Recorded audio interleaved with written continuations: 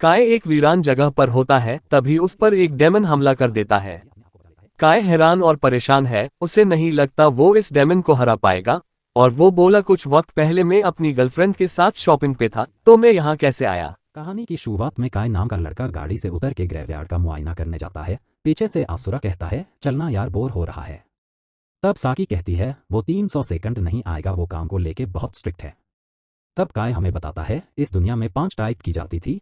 पहली डिमोनिक जाति जो मैजिक को कंट्रोल कर सकती थी, दूसरी सेलेस्टियल्स जो डेमी ह्यूमंस है, तीसरे स्पिरिट्स जो गोस्ट है, चौथे मिथिकल बीस्ट जैसे ड्रैगन्स, पांचवे इंसान। इन पांचों के बीच महायुद्ध हुआ।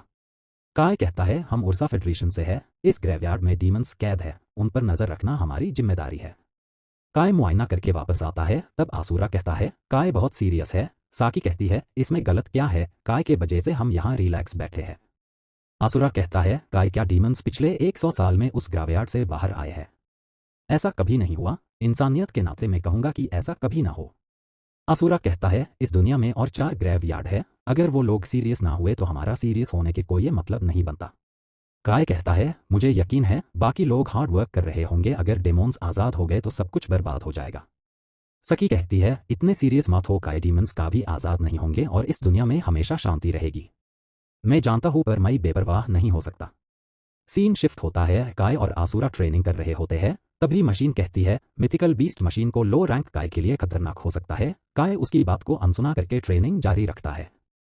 साकी को लगता है काय पर हमला होने वाला है, तभी वो ट्रेनिंग को रोक देती है और कहती है, सिस्टम ने तुम्हें वार्निंग दी थी, फिर भी तुम किसी की बात नहीं सुनते, किसी दिन तुम बहुत इंजर्ड हो जाओगे। अगर हम ट्रेनिंग में खुद को पुश नहीं करेंगे तो ट्रेनिंग का कोई फायदा नहीं। साकी बोलती है, अगर तुम वॉर के टाइम जन्मे होते तो तुम हिस्ट्री में बहुत ज्यादा फेमस होते। तो क्या तुम्हारे कहने का मतलब है मैं भी ह्यूमन हीरो सिड की तरह फेमस होता? तो फिर तो यह मेरे लिए बहुत गर्व की बात होती, पर मैं कभी भी उसके जैसा नहीं लड़ सकता। मुझे तो यकीन नहीं आ रहा है कि ह्यूमन ने सच में 4 हीरोज को हराया है। हर एक रेस का अपना अपना एक हीरो था, जिसमें एक डीमन रेस का hero the dark empress Vanessa थी, वाइल्ड रेस का hero the lord of heaven alpha था, स्पिरिट रेस की hero spirit sovereign Regan Coco थी, और लास्ट में फैंटम बीस्ट की हीरो द फैंग एम्परर थी। चाहे तुम जो मर्जी कह लो, पर प्रॉफेट ने उन चारों हीरोज को हराया है, और उन्हें हराने के लिए उसने उस स्वॉर्ड का इस्तेमाल किया है जो कि गॉड ने उसे दी थी, और उस गॉड का नाम असुरा है। हमें तो यह भी नहीं पता कि प्रॉफेट सिड एग्जिस्ट करता भी था या नहीं, क्योंकि बाकी सारे हीरोज की तो फोटोज हैं, पर प्रॉफेट सिड की हमारे पास कोई फोटो नहीं है। यह तो तुम सही कह रही हो, पर यह मानने में क्या जाता है कि ऐसा पर्सन एग्जिस्ट करता था। तब साकी आसुरा को होश में लाने के लिए कहती है और उन दोनों से जेनी के प्रमोशन पर देने वाले गिफ्ट के बारे में पूछती है। तब असुरा कहता है, मैं तो सोच रहा था कि हम उसे एक फूलों का गुलदस्ता दे देंगे। जेनी रॉयल कैपिटल में हेडक्वार्टर जा रही है। 17 साल की उम्र में वो हेडक्वार्टर पहुंच गई है, जिससे कि वो सबसे ज्यादा यंगेस्ट पर्सन बन चुकी है जो कि हेडक्वार्टर तक पहुंची है। तो इसलिए मुझे पूरा यकीन है कि उसके पास पहले से ही बहुत सारे फूलों के गुलदस्ते होंगे, तो इसलिए उसके बैचमेट होने के नाते हम उसे ऐसा मामूली सा गिफ्ट नहीं दे सकते। तब काय को जेनी का मैसेज आता है जो कि उससे मिलने के लिए बुलाती है, और साथ में साकी और आसुरा को इस बात को बताने से मना करती है, जिस वजह से साकी और आसुरा को इस बात को लेकर चिढ़ाने लगते हैं और उनसे बचने के लिए काय वहां से भाग जाता है। तब अगले दिन काय जेनी से मिलने चला जाता है और कहता है, तुम बड़ी जल्दी आ गई, मुझे तो लगा था मुझे 1 घंटा और इंतजार करना पड़ेगा। इस तरह किसी लड़की को नहीं कहना चाहिए। और हाँ, अगले वीक में हेडक्वार्टर जा रही हूं, तो इसलिए मुझे जल्द से जल्द पंक्चुअल रहना सीखना होगा। पर मुझे यह बताओ, आज तो तुम्हारी ड्यूटी भी नहीं थी, तो आखिरकार तुम फुली इक्विप्ड होकर कहाँ जा रहे हो? मैं पहले ट्रेनिंग करने के लिए गया हुआ था, तो इसलिए मैं ऐसे ही यहाँ पर आ गया। मैंने तुम्हें अपने साथ शॉपिंग के लिए बुलाया है, क्योंकि अकेले तुम ऐसे पर्सन हो जो कि मेरी मदद कर सकता है। आखिरकार हम किस चीज़ की शॉपिंग करने आए हैं? मैं साकी और आसुरा को एक प्रेजेंट देना चाहती हूँ।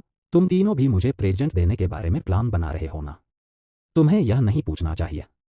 मैं जाने से पहले तुम सभी को गिफ्ट देना चाहती हूँ, क्योंकि शायद इसके बाद मैं उन लोगों से नहीं मिलूंगी। आखिर तुम यह क्या कह रही हो? तुम सिर्फ वहां पर 2 सालों के लिए जा रही हो और उसके बाद तुम यहां पर वापस आ जाओगी, तब तो तुम उनसे मिल सकती हो ना? जब तक मैं वापस आऊंगी तब तक वह दोनों डिस्चार्ज हो चुके होंगे और एक सिविलियन की लाइफ जी रहे होंगे। तो इसलिए एजेंसी में सिर्फ हम दोनों ही रह जाएंगे।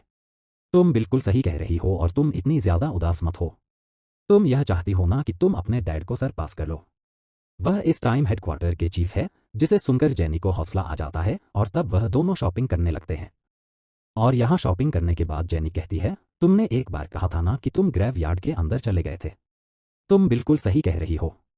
उस टाइम तुम्हारे फादर इंस्पेक्शन के लिए जा रहे थे तो इसलिए मैंने जिद की कि वह मुझे भी अपने साथ ले जाए। उस टाइम तो तुमने मुझे सरप्राइज ही कर दिया था। तुम तो यह कह रहे थे कि तुमने वहां पर सेठ की स्वॉर्ड को देखा है। तुम जैसा कह रही हो वैसा ही हुआ था। पर उस टाइम किसी ने भी मुझ पर भरोसा नहीं किया था तो इसलिए मैंने किसी को भी बताना जरूरी नहीं समझा। तो तुम्हें क्या लगता है फ्यूचर में हमारा क्या होने वाला है? अगर मैं फ्यूचर की बात करूं तो तुम 2 सालों में वापस आ जाओगी, मैं इस बारे में बात नहीं कर रही थी। और तभी हम देखते हैं कि वहां पर सब कुछ अजीब तरीके से हिलता हुआ महसूस हो रहा होता है, पर काय के अलावा कोई भी ऐसा महसूस नहीं कर पा रहा होता। तभी वहां पर एक आवाज आती है जो कहती है दुनिया दोबारा से जन्म लेगी, जिसके लिए हम दुनिया को ओवरराइड करेंगे।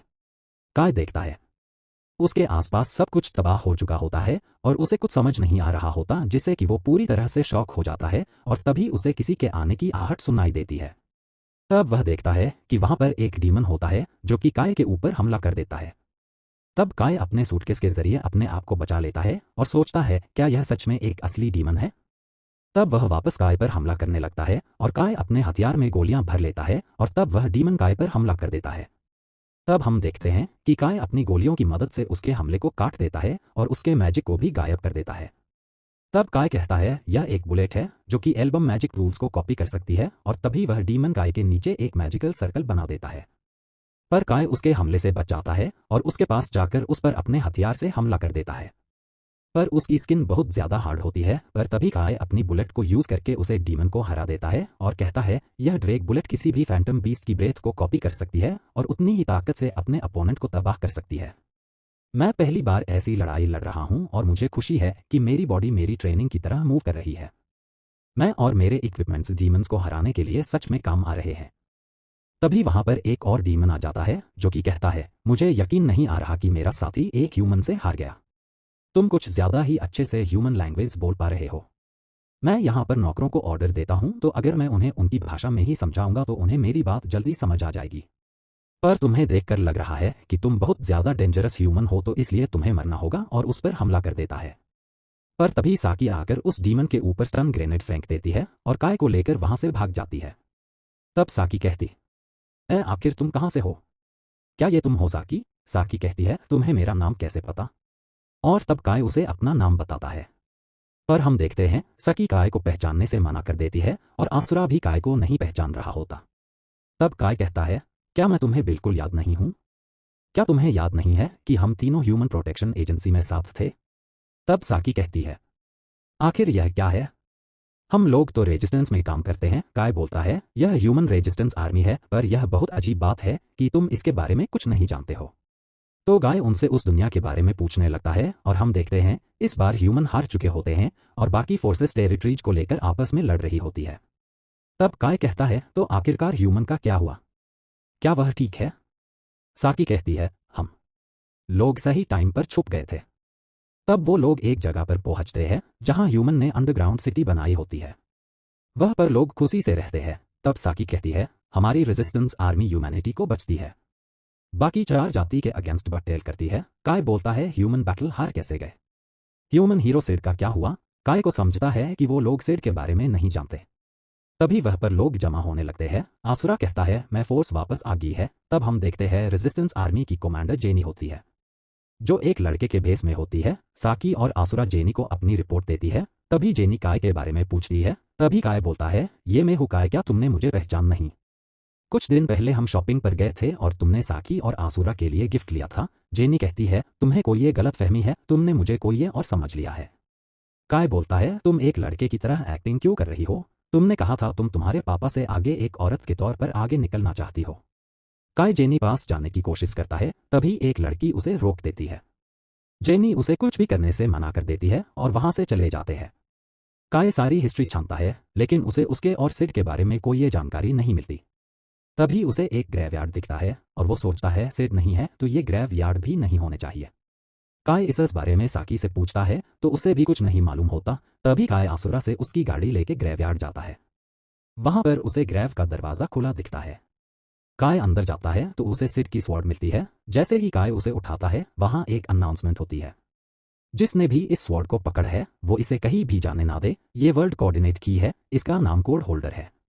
तभी काय वह से कहीं और ट्रांसफर हो जाता है और उसे कुछ समझ नहीं आता। तभी वो वह पर एक लड़की को बंधा हुआ देखता है। काय कहता है, ये क्या चीज़ है, क्या डीमन है या एंजल? तब वो लड़की कहती है, मुझे बचाओ। काय सोचता है, ये लड़की एक ह्यूमन से मदद क्यों मांग रही है, आखिर यहाँ चल क्या रहा वो है। लड़की अपना नाम रीने बताती है, काय को उसे बचाने के लिए कहती है। काय सोचने लगता है ये ना तो इंसान है नहीं डेमन, आखिर ये है किस प्रजाति की। काय कहता है, मैं तुम्हें बचा रहा हूँ, उठकर मुझ पर हमला मत करना। काय उसकी चैन काटने की कोशिश करता है लेकिन उसके हथियार का उन चैन पर कोई असर नहीं होता। तो वो सोचता है उस नए हथियार का नाम क्या था, शायद कोड होल्डर। ऐसा बोलते ही उसका हथियार तलवार में बदल जाता है। एक ही बार में वो उन चैन को काट देता है। रिने गिरने लगती है, काय उसे बचा लेता है। रिने को होश आते ही वो उड़कर दूर जाती है और चिल्लाने लगती है, वेनेसा तुम कहाँ हो, मैं अभी तक हारी नहीं हूँ। तुम्हें क्या लगता है ये लो रैंक डेमन मुझे हरा पाएगा? तभी रीने काय पर हमला कर देती है। काय उस हमले से बच जाता है। रीने अपनी पूरी ताकत से काय पर हमला कर देती है। काय सोचता है मैं इस हमले से नहीं बच पाऊंगा। तभी उसे आवाज आती है, कोड होल्डर तकदीर को भी बदल सकती है। काय कोड होल्डर की मदद से रीने के अटैक को काट देता है। रीने हैरान होकर बोली, तुमने ये कैसे किया? तुम तो एक लो लेवल डेमन हो। काय गुस्से में कहता है, मैं तुम्हें डेमन दिखता हूँ? ध्यान से देखो, मैं इंसान हूँ। तुमने मुझसे मदद मांगी थी, इसलिए मैं तुम्हारा दुश्मन नहीं हूँ। रिने माफी मांगती है और बोलती है, मुझे डीमन से नफरत है, इसलिए हमला करने से खुद को रोक नहीं पाए। काय कहता है, ऐसा है तो तुम कौन सी प्रजाति से हो? रीने कहती है, मुझे बचाने के लिए थैंक यू, पर मैं ये तुम्हें नहीं बता सकती। काय इसे मानता है और पूछता है, क्या तुम्हें मालूम है हम कहाँ हैं? रिने कहती है, मुझे नहीं पता, मैं वेनेसा से लड़ रही थी, जब तक मुझे कुछ पता चलता मुझे यहाँ कैद कर दिया। काय ये सुनकर हैरान हो जाता है, क्या तुम dark empress demon hero Vanessa की बात कर रही हो? क्या तुम इतनी ताकतवर हो? रिने कहती है, मैं डेमन की पूरी आर्मी को खत्म कर सकती हूँ। तभी रीने के पीछे से एक रोबोटिक चीज आती है और कहती है, फेक सिंगुलैरिटी एंटिटी जाग चुकी है, नई दुनिया पर खतरे का लेवल बढ़ चुका है। वो रोबोटिक चीज रीने पर हमला कर देती है। काय उसे बचाता है और दोनों भागने लगते हैं। वो रोबोट अपनी एबिलिटी का यूज करके रीने को पकड़ लेती है और कहती है, fake singularity entity catch initiating code 0। काय ये सब देखकर ठहर गया था, पर वो खुद को संभालता है और उस रोबोट पर हमला कर देता है। उस रोबोट के हाथ के 2 टुकड़े हो जाते हैं और वो उस स्वॉर्ड को देखकर कहती है, द फॉरबिडन स्वॉर्ड यहाँ कैसे आए? तभी काय और रीने वहां से निकलकर अपनी दुनिया में आते हैं, जहां से काय को कोड होल्डर मिली थी। रीने काय को पकड़कर रोते हुए बोलती है, आज तक किसी ने भी मेरे लिए ऐसा नहीं किया। मैं अकेली हूँ, मुझे किसी ने नहीं अपनाया, ना स्पिरिट्स ने, ना एंजल्स ने, ना ही मिथिकल बीस्ट ने। इन सब में डीमंस बहुत बुरे थे। उन्होंने मुझे मनहूस कह के ठुकराया, इसलिए मैंने उनके हीरो वेनेसा के साथ लड़ गई। काय कहता है, मैं समझ सकता हूँ, मुझे भी इस दुनिया में सब भूल गए हैं। ऐसा लगता है मैं इस दुनिया में अकेला हूँ। मैं जिस दुनिया को जानता हूँ उसमें इंसानों ने वॉर जीत ली थी, लेकिन यहाँ डीमंस हमारे शहरों पे राज कर रहे हैं। रिने कहती है, जब मैं डीमंस के साथ लड़ाई चालू की थी तब डीमंस बहुत परेशान थे, बोल रहे थे कि इंसान ये जंग जीत रहे हैं, इंसान का हीरो आ गया है। काय रीने को पूछता है, क्या तुम सिर्फ को जानती हो? लेकिन रीने मना कर देती है। काय कहता है, ठीक है, हम एक जैसे हैं क्योंकि हम दोनों को एक जैसी हिस्ट्री याद है। रिने खुश होती है और बोलती है, ये पहली बार है जब मुझे किसी ने ऐसा कहा है। काय भी बोलता है, ये मैंने पहली बार किसी से कहा है। दोनों ग्रेव यार्ड से निकलते हैं। रीने गिर जाती है। काय उसे उठता है और उसके साथ आने के लिए कहता है। रिने कहती है, मैं इंसानों पर भरोसा नहीं करती। काय कहता है, मुझ पर भी भरोसा नहीं है। रिने कहती है, तुम अच्छे इंसान हो, और दोनों एक साथ जाते हैं।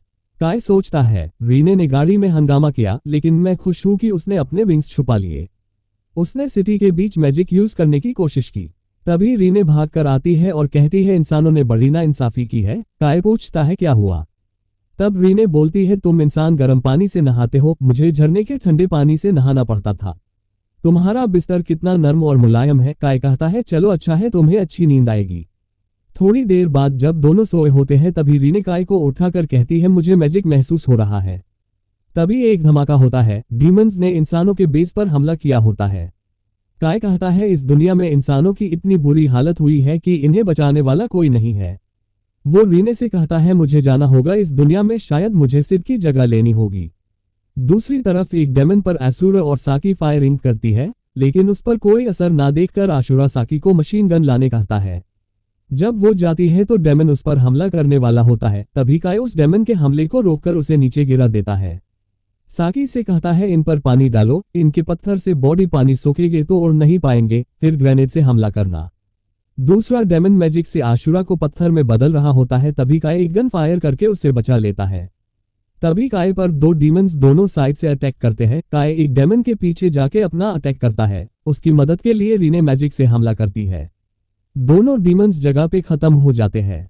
रीने काय के पास आती है। काय कहता है मुझे यकीन हो गया तुम वेनेसा से लड़ने लायक हो। तभी आशुरा और साकी आते हैं। साकी कहती है तुम मुको से डीमंस का सामना कर रहे थे, ये कौन सा फाइटिंग स्टाइल है। काय कहता है मैं उस दुनिया से हूं जहां इंसानों ने 5 प्रजाति का वॉर जीता था। मेरा फाइटिंग स्टाइल और लाइटनिंग बुलेट उस दुनिया की क्रिएशन है। आशुरा को मैसेज मिलता है, 2 डीमंस बचकर निकल गए। साकी काय से कहती है क्या तुम हमारे साथ रेबल आर्मी के हेडक्वार्टर चलोगे। काय कहता है क्या ये ठीक होगा। साकी कहती है तुम इतने ताकतवर हो कमांडर, जीना तुम्हें वेलकम करेंगे। रीने और काय मान जाते हैं। गाड़ी में जाते हुए काय कहता है रेबल आर्मी का हेडक्वार्टर पुराने रॉयल कैपिटल में है, लेकिन वहां तो सब तबाह हो गया ना। आशुरा कहता है इसीलिए वो वहां पर है, डीमंस हमें वहां ढूंढने का सोचेंगे भी नहीं। साकी कहती है ये आइडिया हमारे फॉर्मर कमांडर का है। काय और बाकी सब हेडक्वार्टर पहुंचते हैं। काय खुद को और रीने को इंट्रोड्यूस करता है, अपने बारे में सब सच बताता है। बाकी हायर ऑफिशियल्स गुस्सा हो जाते हैं और उसे झूठा कहने लगते हैं। तभी जीना उसे कहती है तुम जिस दूसरी दुनिया की बात करते हो वहां तुम्हारे और मेरे बीच क्या रिश्ता है। काय कहता है वहां हम कोलिक्स और बचपन के दोस्त हैं, तुम मुझसे कहती रहती थी ओग और काल की तरह बनना है। ये सुनकर जीना शौक होकर खड़ी होती है। फिर रिन पूछती है क्या हुआ। जीना कहती है आज के लिए बस इतना ही और मीटिंग खत्म करती है। थोड़ी देर बाद फिरेन काय को कहती है तुम्हें कमांडर ने मिलने के लिए बुलाया है। फिरेन कहती है गर्गोयल की कमजोरी के बारे में मैंने साकी से सुना, क्या ये बात तुम्हें अपनी दुनिया से पता चली। काय कहता है हाँ तब तुम्हें मुझ पर भरोसा हुआ। फिरेन कहती है अगर जरूरत पड़ी तो तुम्हारा बैटल स्किल हम आजमाएंगे। और एक रूम के अंदर आते हैं, वहां पर जीना अपने असली रूप में खड़ी होती है। काय कहता है मैं जानता था तुम एक लड़की हो, मैं लड़की हूं, ये बात फिरेन और पुराने एग्जीक्यूटिव्स को पता है। काय बोला इसका मतलब है कि तुम्हें मुझ पर भरोसा है। मेरे दादा और पिता का निकनेम तुम्हें पता है, इसका मतलब ये नहीं कि मुझे तुम पे यकीन है, पर तुम्हारे नॉलेज और बैटल स्किल्स पर यकीन किया जा सकता है, इसलिए मुझे तुम्हारी मदद चाहिए। काय बोला तुम करना क्या चाहती हो। जीना बोली बाकी के 5 इंसानी सिटी से बात करके नियो विशाद सिटी पर हमला करेंगे। अगर उसे हम फिर से पाल लेंगे तो हमें वहां से भागना नहीं पड़ेगा। रीने बोली तुम उन पर हमला करती हो तो हालत और बिगड़ जाएंगे, और गलती से एक भी हाई रैंक डेमन आ गया तो एक अटैक में वो पूरी सिटी को उड़ा देगा। जीना बोली ये मैं जानती हूँ, लेकिन दूसरा कोई और रास्ता नहीं।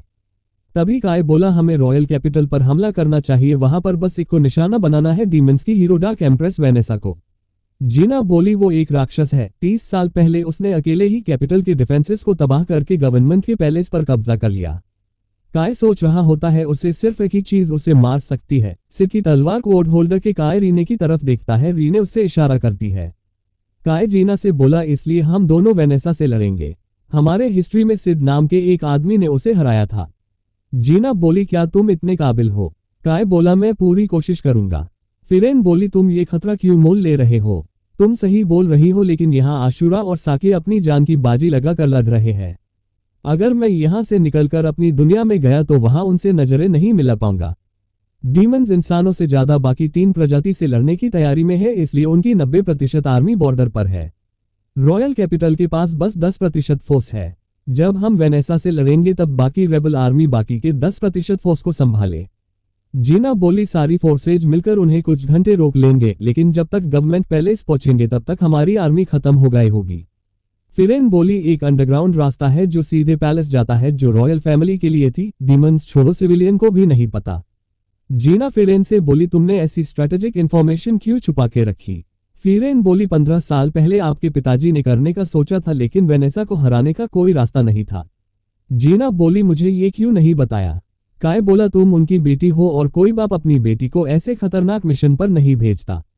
जीना खुद को संभालती है और एक मीटिंग बुलाती है, कहती है हम रॉयल कैपिटल पर हमला करेंगे। फेडरेशन की rebel army demon hero Vanessa को हराने रॉयल कैपिटल के गवर्नमेंट पैलेस अंडरग्राउंड रास्ते से जा रही है। सब लोग घबराए हैं, सबसे ज्यादा साकी डरी हुई है क्योंकि वो वेनेसा को मारने वाले यूनिट में है। काय कहता है मुझे बैकअप के लिए तुम पर और आशुरान पर भरोसा है। साकी बोली लेकिन डर नाम की कोई चीज भी होती है। रीने साकी के सर पर सहलाकर बोलती है, तुम डरो मत, मैं बहुत स्ट्रांग हूँ, अगर मैं उसे हरा नहीं पाई तो अपने साथ लेके मर जाऊंगी।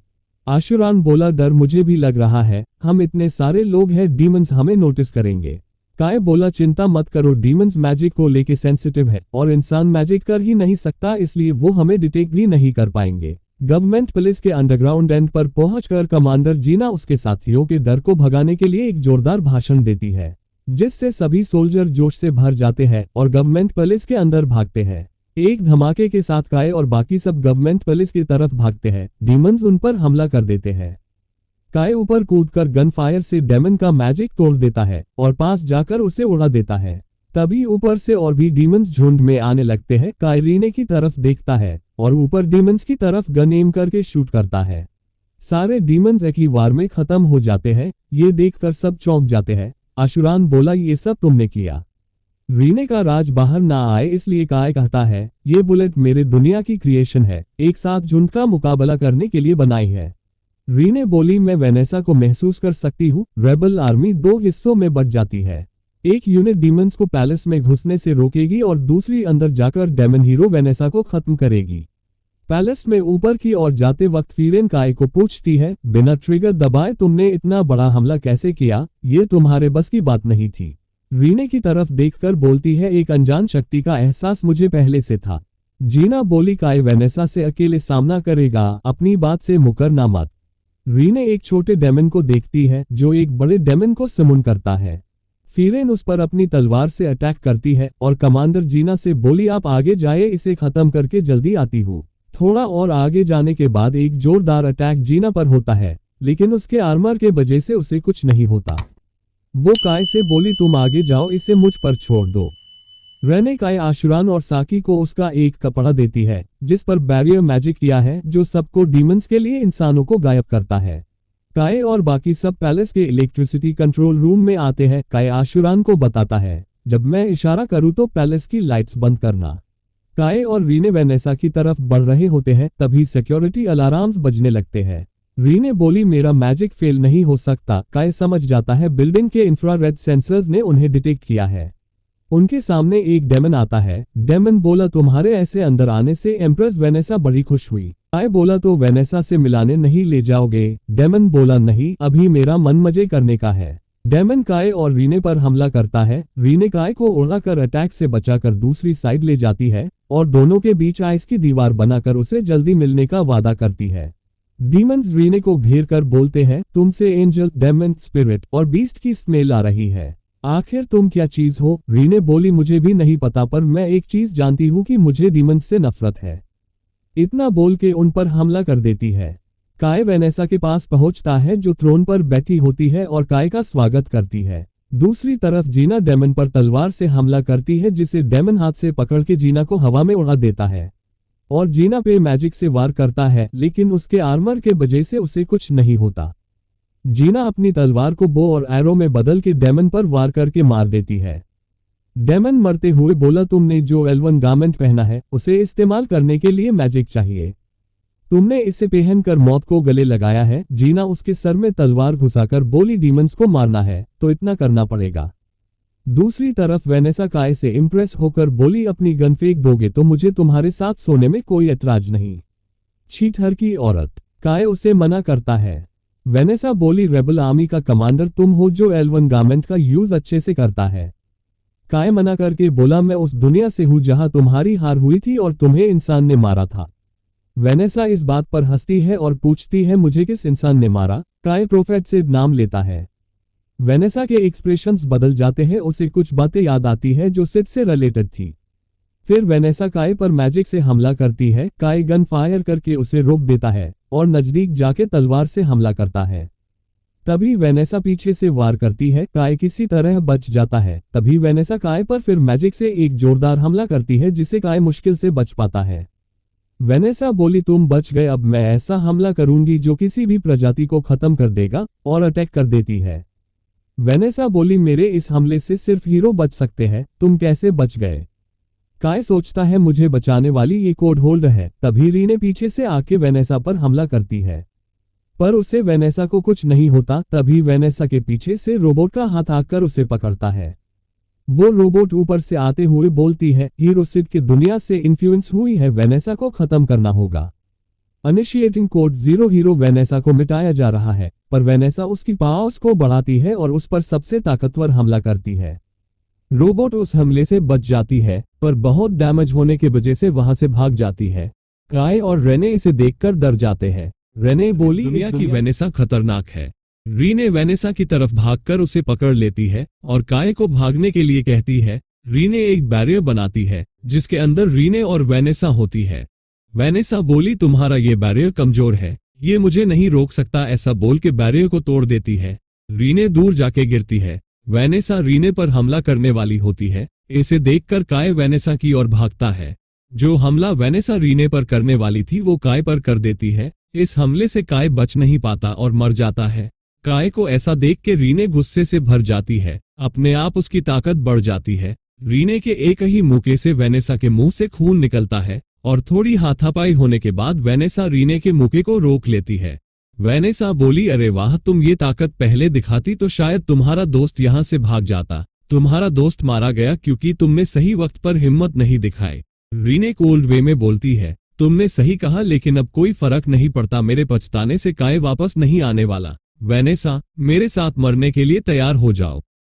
रीने वेनेसा के दोनों हाथ पकड़कर डेथ कर्ज एक्टिवेट करती है, जो दोनों को एक साथ मार सकता है।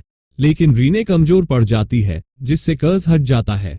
वेनेसा बोलती है, कर्ज का असर मैजिकल एनर्जी पर डिपेंड होता है, इसलिए तुम मुझसे हार गई। क्योंकि ये मेरा एरिया है, ये मेरा ब्लैक मैजिक का एरिया है। ये सारी प्रजाति के मैजिक को काटकर उन्हें कमजोर करता है। तुम सारी प्रजाति से मिलकर बनी हो, इसलिए तुम जल्दी हार गई।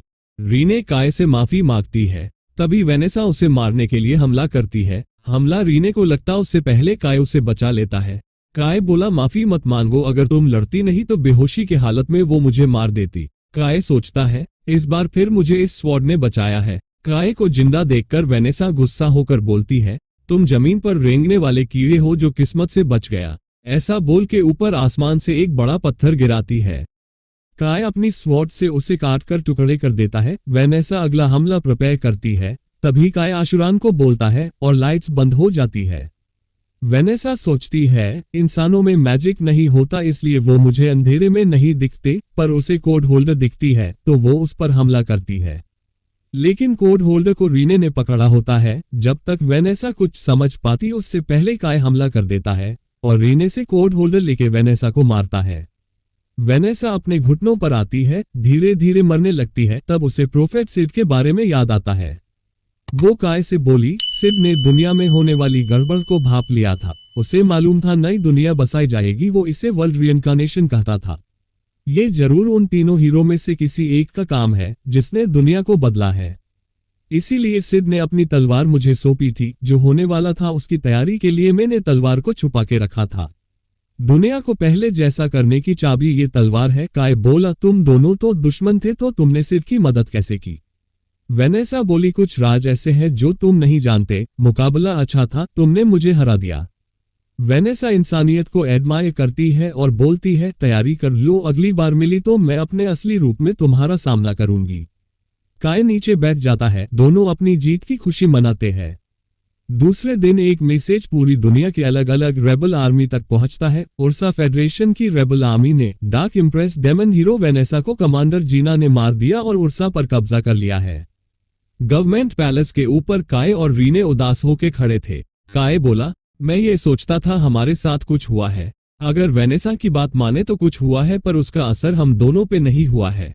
जीना काय और रीने के पास आकर वेनेसा को हराने के लिए पूरी रेबल आर्मी की तरफ से शुक्रिया अदा करती है। आगे बोलती है, यहाँ पर फिर से सिटी बनेगी, ये काम दूसरे एग्जीक्यूटिव देख लेंगे। रीने बोली, जीना डीमंस को हरा दिया, इसलिए नहीं लड़ोगी क्या? जीना बोली, कुछ बड़ा करूंगी। बाकी के हीरो को हराने के लिए वहां के रेबल ग्रुप्स के साथ मिलकर काम करूंगी। जीना काय और रीने से बोली, बाकी 3 हीरो को हराने के लिए मैं तुम्हारी हर मुमकिन कोशिश करूंगी। ये सब बोलते हुए काय जीना को हैरानी से देख रहा होता है। तब जीना बोलती है, तुम चिंता मत करो, हीरो को हराने के लिए तुम्हें इनाम भी मिलेगा।